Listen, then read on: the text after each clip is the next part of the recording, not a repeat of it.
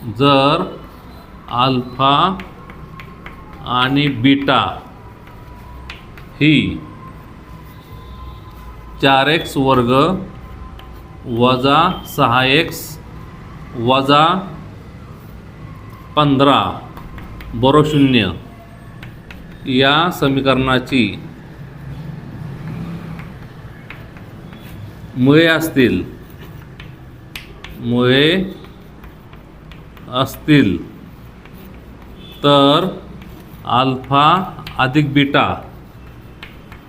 आणि अल्फा गुणिले बीटाची किंमत काढा.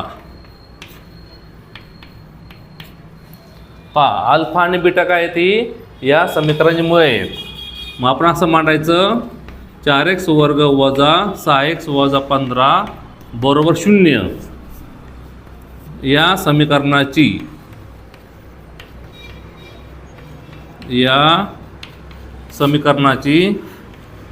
x वर्ग अधिक bx अधिक c बरोबर 0 शी तुलना करू.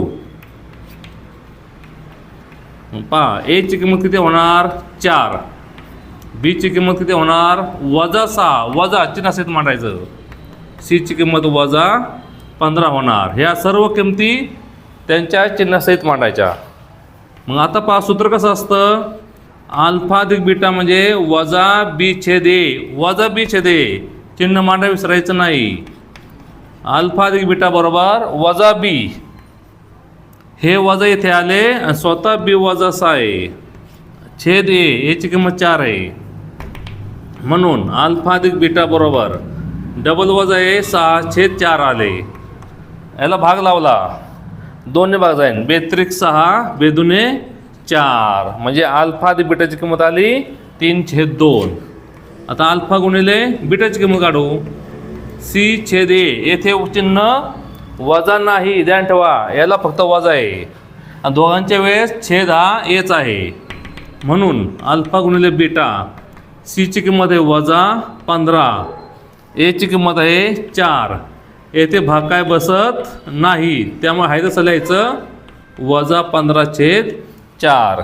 अल्फा अधिक बीटाची किंमत 3/2 आली आणि अल्फा गुणिले बीटा आला वजा 15/4.